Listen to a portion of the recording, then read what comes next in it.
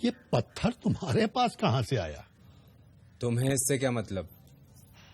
क्योंकि ये किसी बड़े धनवान या किसी चोर के पास ही हो सकता है। ये मुझे मेरे आचार्य ने दिया है। तुम इसका मूल्य बताओ। ब्राह्मण देवता, मैं तो एक मामूली जौहरी हूं।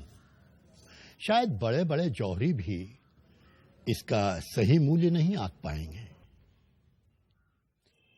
जितना मैंने अपने बाप दादाओं से सीखा है, उसके आधार पर कह सकता हूं कि यह एक दुर्लभ रत्न है। जरूर किसी सम्राट ने गुरु दक्षिणा में तुम्हारे आचार्य को यह रत्न दिया होगा। इस गांव में तो क्या, राजधानी में भी मुश्किल से कोई इसका मूल्य दे पाएगा या खरीद पाएगा। जौहरी इसे बहुमूल्य बता रहा था, और दूसरों के लिए ये पत्थर। आपने जानते हुए कि ये मूल्यवान है, मुझे इसे दूसरों के पास बेचने के लिए क्यों भेजा आचार्य? ताकि तुम ओम का मूल्य जान सको। जैसे इस पत्थर का मूल्य हर कोई नहीं जान सका, यानी इसका मूल्य गुप्त है, हर कोई उसे नहीं आंक सकता। केवल पारखी आंखें ही पहचान सकी कि यह पत्थर नहीं, रत्न है। उसी तरह ओम भी एक रत्न है जिसका मूल्य गुप्त है। जो नित्य ओम जप रहे होते हैं, वे भी इसका मूल्य, इसका रहस्य नहीं जान पाते। जो नित्य ओम जप रहे होते हैं, वे भी उसका मूल्य, उसका रहस्य नहीं जानते। यह कैसे संभव है सूत्रधार? है ना मजेदार बात? शायद इसीलिए ओम का महत्व समझाने के लिए पुराणकारों ने एक अद्भुत कथा की रचना की। भारतीय पौराणिक परंपराओं के जाने पहचाने पात्र और कथा ओम के अर्थ की। प्रजापति, प्रजापति, प्रणाम प्रजापति। मुझे आपसे एक प्रश्न पूछना है। पहले सांस तो ले लो। पूछो, क्या पूछना है? सभी कहते हैं कि प्रजापति के पास सारे प्रश्नों का उत्तर है। क्या आपके पास है? तुम्हारा प्रश्न क्या है? ओम का अर्थ क्या है? यह कैसा प्रश्न है? क्या आपको ओम का तात्पर्य पता है? नहीं ना? तो मैं पार्वती पुत्र आपको अपना बंदी बनाता हूं। चलिए मेरे बंदी बनिए। रचनाकार ने स्वयं को अपनी रचना के हवाले कर दिया, पर इससे देवों में हड़कंप मच गया। सृष्टि में रचना थम गई। क्षण भर में फूलों ने खिलना बंद कर दिया, पेड़ों ने फल देना बंद कर दिया। परेशान देवों ने सृष्टि के संहारक शंकर से गुहार लगाई, और देवताओं की प्रार्थना पर आशुतोष शिव ने कार्तिकेय से पूछा, कार्तिकेय, तुमने प्रजापति को बंदी क्यों बना रखा है? जिनके पास सभी प्रश्नों का उत्तर होना चाहिए, उनके पास मेरे प्रश्न का उत्तर नहीं है। बंदी मैंने नहीं, उन्होंने स्वयं को बनाया है। क्या जिसे ओम का अर्थ नहीं पता, वो अज्ञान के अंधकार का स्वयं बंदी नहीं? क्या तुम्हें ओम का अर्थ पता है कार्तिकेय? क्या आपको ओम का अर्थ पता है पिता? मैं तुमसे जानना चाहूंगा। तो उसके लिए आपको मुझे अपना गुरु स्वीकार करना होगा। ठीक है, मैं तुम्हें अपना गुरु स्वीकार करता हूं। कहते हैं पुत्र ने पिता को उनकी गोद में बैठकर ओम का अर्थ बताया। देवताओं के सेनापति कार्तिकेय ने भगवान आशुतोष को ओम का जो अर्थ बताया है, वह मैं तुम्हें बता रहा हूं। ओम एक अक्षर है, एक शब्द है। यह ध्वनि या नाद भी है। ओम में 3 ध्वनियां हैं जिन्हें मात्रा कहा जाता है। वे हैं अ, उ और म। जब अ और उ मिल जाते हैं तो ओ बनता है, और जब इस ओ से म जुड़ जाता है तब ओम बनता है।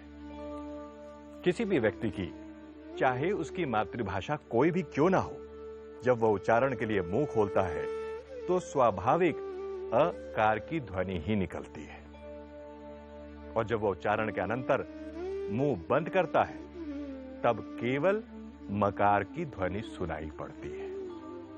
और जब वह ओटों को पास लाकर मुंह को आधा खुला और आधा बंद रखता है, तब ऊकार की नैसर्गिक ध्वनि सुनाई पड़ती है। यानी जब मुंह खोलते हैं तो अ, मुंह बंद करते हैं तो म, और दोनों के बीच ऊ की ध्वनि सुनाई देती है। इसलिए सारी भाषाओं की सारी ध्वनियां, चाहे वे स्वर हों या व्यंजन, वे सब ओंकार के अंतर्गत ही आती हैं। इसलिए ओम विशिष्ट वैश्विक ध्वनि है।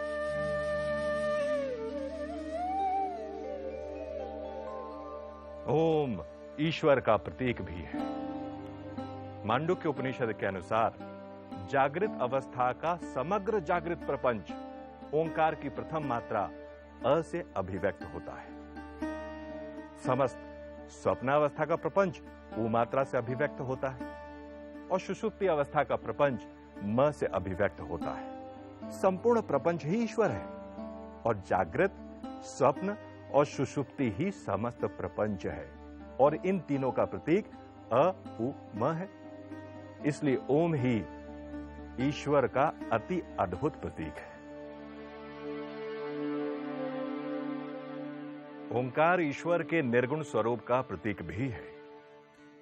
मांडुक्य उपनिषद का घोष है कि जैसे तीनों अवस्थाएं ब्रह्म या आत्मा से ही उत्पन्न होती हैं और उसी में विलीन हो जाती हैं, वैसे ही तीन मात्राओं से बना ओम भी शांति या निशब्दता से उत्पन्न होता है और उसी में विलीन हो जाता है। इसलिए दो ओंकार के उच्चारणों के अंतराल के बीच की निशब्दता, जिसे अमात्रा कहते हैं, निर्गुण ब्रह्म का ही प्रतीक है। ओंकार के उच्चारण के समय अ मात्रा उ मात्रा में, उ मात्रा म मात्रा में विलीन और म मात्रा निशब्दता में विलीन हो जाती है। उसी प्रकार उपासना के समय इसी ओम के उच्चारण को आधार ले साधक स्थूल जागृत प्रपंच को सूक्ष्म या मानसिक प्रपंच में और सूक्ष्म प्रपंच को कारण प्रपंच में विलीन करता है।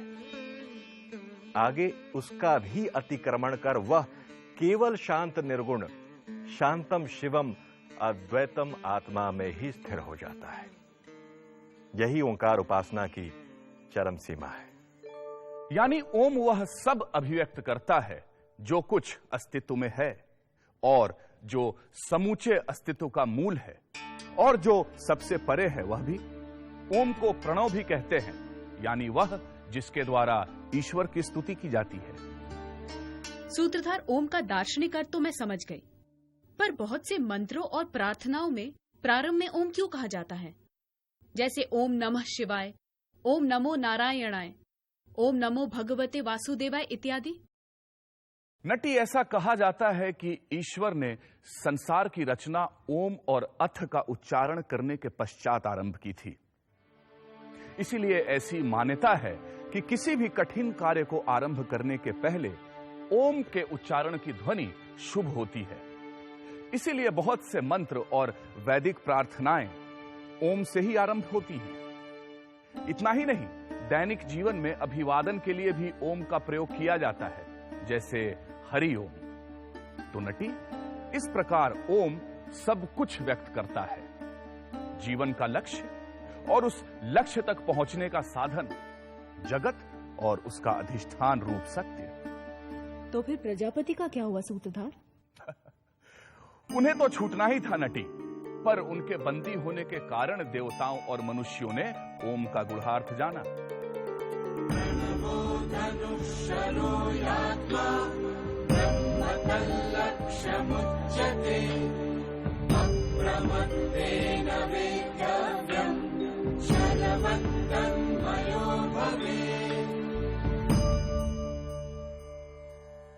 ओमकार धनुष है, जीवात्मा बाण है और अक्षर ब्रह्म उसका लक्ष्य कहा गया है।